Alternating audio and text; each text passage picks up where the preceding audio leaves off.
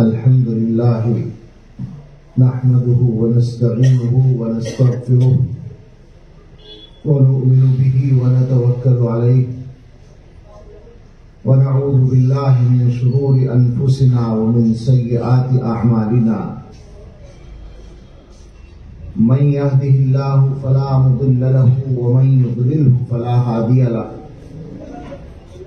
व नशहदु अल्ला इलाहा इल्लल्लाहु वहदहु ला शरीका लहु व नशहदु अन्न सय्यिदना व नबिyyana व मौलाना मुहम्मदन अब्दुहु व रसूलुहु सल्लल्लाहु तआला अलैहि व अला आलिहि व अस्हाबिहि व बारक व सल्लम तस्लीमन कसीरा। अम्मा बाद,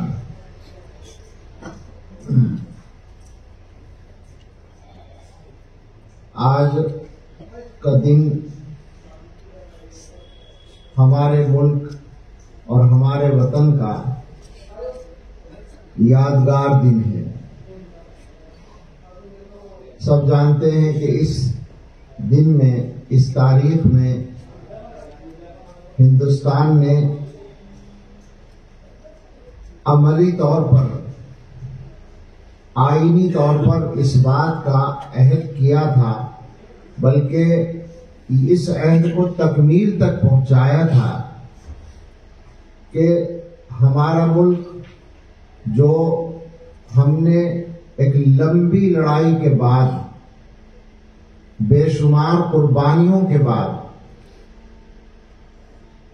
अंग्रेजों से वापस लिया है और उसको आजाद कराया है, अब हमारा ये मुल्क हमारे बनाए हुए कानून के मुताबिक चलेगा, हमारा बनाया हुआ आईन यहां काम करेगा और हमारे मुल्क में इंसाफ होगा, बराबरी होगी, तरक्की होगी और इस इंसाफ और तरक्की में किसी आदमी के साथ उसके मजहब की बुनियाद पर फर्क नहीं किया जाएगा। 26 जनवरी 1950 को जो आईन, जो संविधान, जो कॉन्स्टिट्यूशन नाफिज किया गया, उसके बनाने में कई साल की मेहनत लगाई गई। बहुत सारे आला दिमागों ने उसमें हिस्सा लिया और वो तैयार होने के बाद नाफिज हुआ। और उस दिन से हम बड़े फख्र के साथ ये बात कहते हैं कि हम दुनिया की सबसे बड़ी जमहूरियत हैं। ये बात आज भी हमें कहने का हक है, मगर 2-3 बातें हैं जिनको इस मौके से हम सामने लाना चाहते हैं। पहली बात,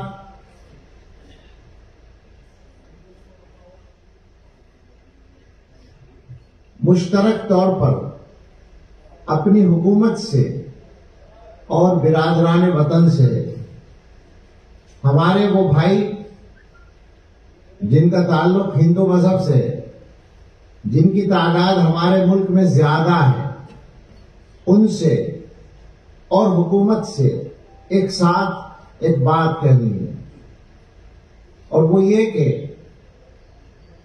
आईन को बचाना, मुल्क के अंदर अमन कायम रखना, मुल्क में हर शहरी को इंसाफ दिलाना, ज़ाब्ते में हुकूमत की जिम्मेदारी और अखलाकी तौर पर अक्सरियत की जिम्मेदारी है। अगर हमारी हुकूमत या हमारे भाई इस मामले में कोई गलती करते हैं, कोई कोताही करते हैं, तो उसका नुकसान सिर्फ उन लोगों को नहीं होगा जिनके साथ नाइंसाफी होगी, बल्कि नाइंसाफी करने वालों को भी होगा और मुल्क को भी होगा। और मुल्क को नुकसान से बचाना ये हम सब की जिम्मेदारी है। तो ये बात अच्छी तरह से जहन में रखकर चलें, हमारी हुकूमत भी और बिरादरान वतन भी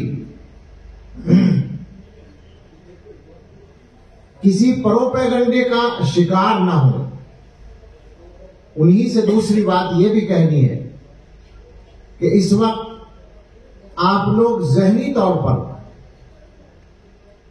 मुल्क की दूसरी अक्सरियत या सबसे बड़ी अकलियत मुसलमानों के बारे में तरह तरह के वसवसों और अंदेशों का शिकार हैं, और आप में से एक तबका अब ये चाहने लगा है और अपनी इस चाहत को जाहिर भी करने लगा है कि वो ये पसंद नहीं करता कि मुसलमान इस हिंदुस्तान में रहें। ये जहन जो उसका बना है, ये झूठे प्रोपेगंडे ने बनाया है। ये कोई चलती फिरती बात नहीं है कि अंग्रेजों ने हिंदुस्तान में रहकर तारीख बनाने का काम किया है, तारीख लिखवाने का काम किया है, झूठी तारीख। जब उनको ये एहसास हुआ कि हिंदुस्तान में हिंदू और मुसलमान मिलकर रहते हैं और इनके इत्तेहाद की वजह से हमें यहां से जाना पड़ सकता है, तो उन्होंने हिंदू और मुसलमानों के दरमियान नफरत के बीज बोने का भरपूर इंतजाम किया। मुझे बहुत लंबी बात भी नहीं करनी और बहुत मालूमात भी नहीं है, लेकिन आप याद कर लें ये बात, नोट कर लें ये बात कि हिंदुस्तान में गाय के मसले पर हिंदू और मुसलमानों के दरमियान सबसे पहला झगड़ा अंग्रेजों ने कराया है। हालांकि उससे पहले हजारों साल से हिंदू मुसलमान हिंदुस्तान में एक साथ रहते थे, लेकिन झगड़ा अंग्रेजों ने कराया, लड़ाई अंग्रेजों ने कराई। और जो तारीखें आपके सामने अब लिखी हुई हैं, वो बुनियादी तौर पर अंग्रेजों ने लिखवाई हैं, जिनमें हिंदुस्तान पर हुकूमत करने वाले मुस्लिम बादशाहों को जालिम दिखाया गया है। और एक अजीब मज़हबा खेज बात हमारे बहुत से हिंदू मुकर्रिरीन कहने लगे हैं कि साहब, मुसलमानों ने अपनी हुकूमत के जमाने में हिंदुओं को जबरदस्ती मुसलमान बनाया। ऐसी वाहियात बात है कि जिसके गलत होने को एक बच्चा भी समझ सकता है। अगर जबरदस्ती मुसलमान बनाने का काम किया गया होता तो क्या दूसरे लोग हिंदुस्तान में बाकी रहते?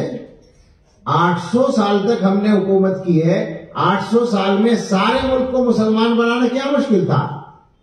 लेकिन हमने हुकूमत की है, हिंदुस्तान की खिदमत की है और तमाम बाशिंदों के साथ इंसाफ किया है। ये सच्चाई है। एक मशहूर मुअर्रिख गुजरे हैं, बिशंबरनाथ पांडे, हिंदू, मगर वो पढ़े लिखे इंसाफ पसंद आदमी थे, उड़ीसा के गवर्नर भी रहे। उनकी तकरीर में मैंने खुद सुना, उनकी किताब है जिसमें उन्होंने औरंगजेब आलमगीर के बहुत सारे फरमान जमा कर दिए हैं जो उन्होंने मंदिरों को जागीर देने के लिए लिखे थे। वो ये कहते हैं, तकरीर में उन्होंने कहा, किताब में भी लिखा है कि मेरा ये जहन जो बना वो इस तरह बना कि मैं इलाहाबाद का मेयर था। एक दिन मैं कहीं जा रहा था, रास्ते में एक जगह से तकरीर की आवाज आ रही थी, कोई जलसा हो रहा था।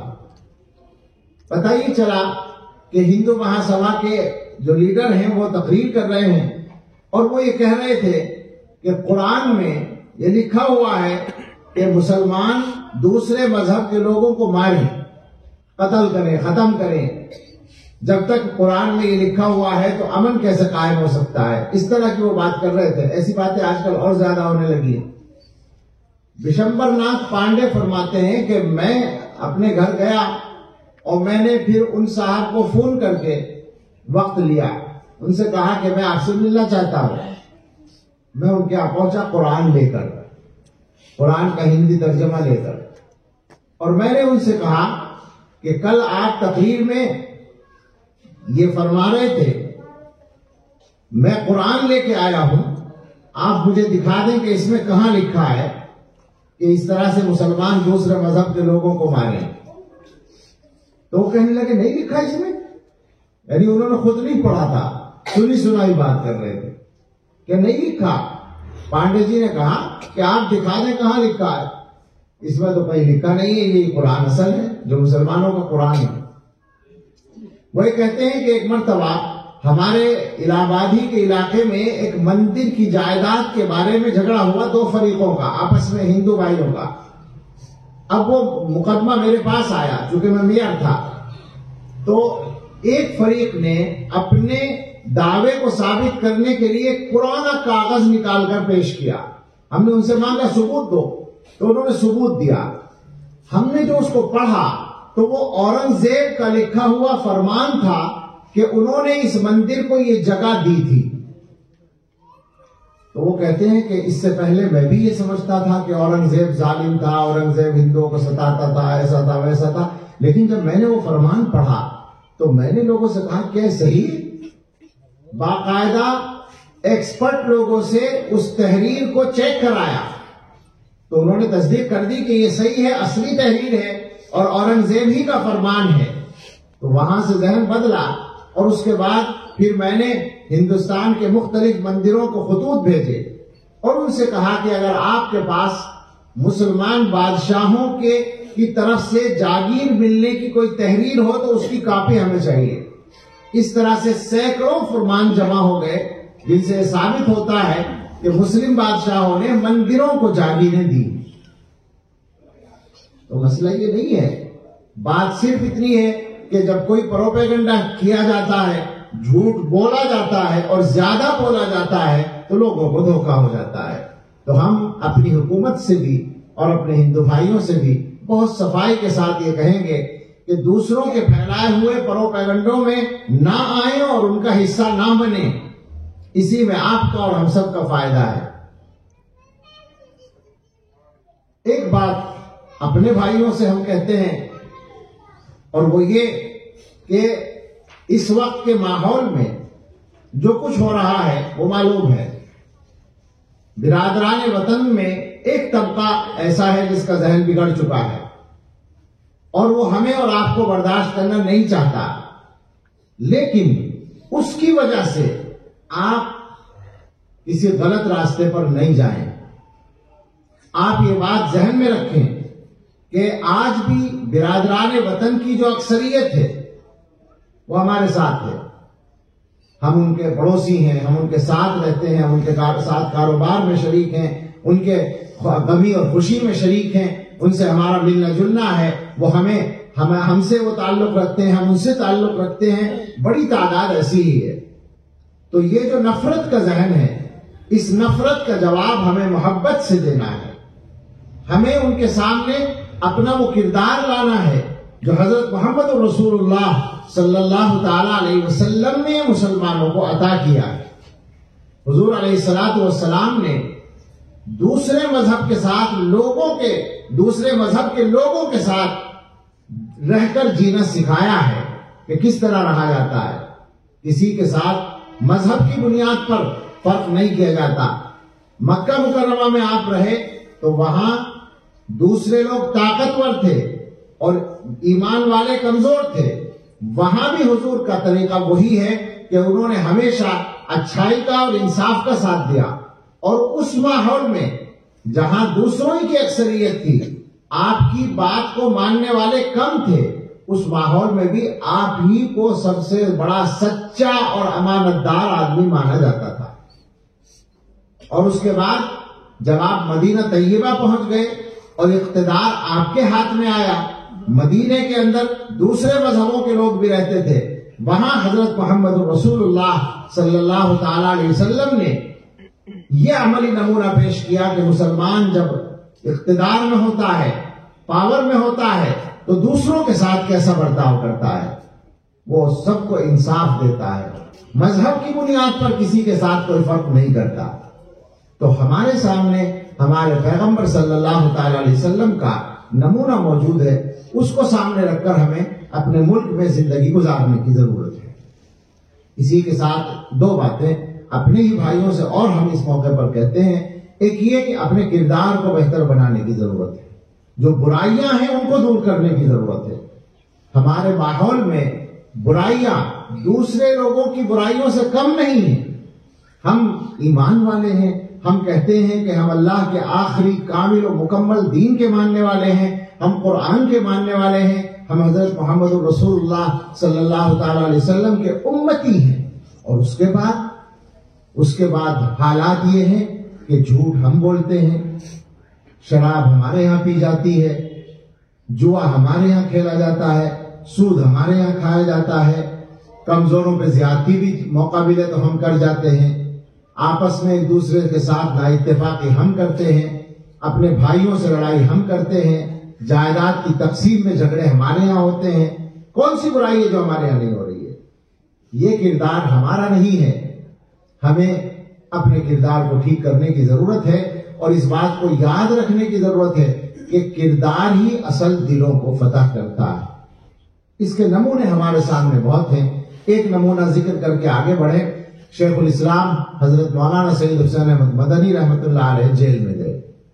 पंडित सीताराम हिंदू लीडर, वो भी उनके साथ जेल में गए। और यह हुआ कि चंद दिन साथ रहने के बाद इसी तरह से पंडित जी अलग हो गए। हजरत ने उनसे कहा कि पंडित जी क्या मुझसे कोई तकलीफ पहुंची जो आप अलग हुए? तो पंडित जी ने हंस के कहा, ऐसा नहीं है मौलाना, आपके साथ रह के अंदाजा हो गया कि और 2-4 दिन रह गया तो मुझे मुसलमान भी होना पड़ेगा। आपका किरदार, आपका अखलाक ऐसा है कि आपके साथ मैं 2-4 दिन और रह जाऊं तो मुझे मुसलमान होना पड़ेगा। किरदार दिलों को फतह करता है, अपना किरदार बेहतर बनाने की जरूरत है। और आखिरी बात यह है, ये सबके लिए पैगाम है कि अपना हौसला और हिम्मत न छोड़ें। हम यहीं के रहने वाले हैं, हम कहीं बाहर से नहीं आए हैं और यहां हम अपने हक की बुनियाद पर रहे हैं। हमारे पास मौका था यहां से जाने का, हम नहीं गए हैं। ये बात बिल्कुल सही है कि दूसरों के पास कोई मौका नहीं था, कोई ऑप्शन नहीं था यहां से जाने का। दूसरों को यहां रहना मजबूरी हो सकती है, हमारे लिए मजबूरी नहीं थी, मगर हमने यहां रहना पसंद किया। हमारे पास एक दूसरा मुल्क बना के हमें दिया गया था, हमने नहीं चाहा था, लेकिन वो बना और वो मौका था हमारे पास जाने का वहां, लेकिन हम वहां नहीं गए, हम हिंदुस्तान में रहे। ये हमारा अपना फैसला था। हमने इस हिंदुस्तान को अपना वतन बनाया और वतन समझा था, इसलिए हम यहाँ नजर आ रहे हैं। तो हमें आज भी इसको अपना वतन समझकर यहाँ रहने की जरूरत है और इसके लिए हौसला कायम रखने की जरूरत है। कुदरत की ताकत के बगैर कोई कुछ बिगाड़ नहीं सकता। हमें अपना काम ठीक रखना है, कानून के खिलाफ कोई काम नहीं करना है, अपने मुल्क को नुकसान पहुंचाने वाला कोई काम नहीं करना है। उसके बाद अगर खुदा न खास्ता कोई हम पर जुल्म करता है तो हमारे पास उस जुल्म का जवाब देने का हर तरह से कानूनी और अखलाकी रास्ता मौजूद है, हक मौजूद है। और ये बात अच्छी तरह ज़हन में रखने की जरूरत है कि हम कलमा पढ़ने वाले लोग चाहे जैसे भी हों, हम में कमजोर से कमजोर आदमी भी इस मुल्क के अंदर वही हक रखता है जो इस मुल्क का सबसे बड़ा आदमी जो हक रखता है, जो हाकिम, जो सदर जमहूरिया, जो वजीर आजम हक रखता है। वही हक हिंदुस्तान के हर शहरी को हासिल है, चाहे वो हिंदू हो, ईसाई हो, सिख हो, पारसी हो, बुद्ध हो, जैन हो या मुसलमान हो। मुल्क का हर शहरी बराबर का हक रखता है और जब तक ये मुल्क इस हक को पहचानता और समझता रहेगा, ये सही सलामत रहेगा। और हम सब की सलामती और हम सब का फायदा इसी में है कि मुल्क के रहने वाले भी और मुल्क को चलाने वाले भी सब इस बात को अपने जहन में बिठा कर रखें, ताजा रखें, जिंदा रखें, ताकि हमारा मुल्क दुनिया के अंदर तरक्की करे और दुनिया के लिए नमूना बने। अल्लाह ताला हम सब की हिफाजत फरमाए, अल्लाह हमारे मुल्क की हिफाजत फरमाए। आमीन। व आखिर दावाना अनिल हम्दुलिल्लाहि रब्बिल आलमीन।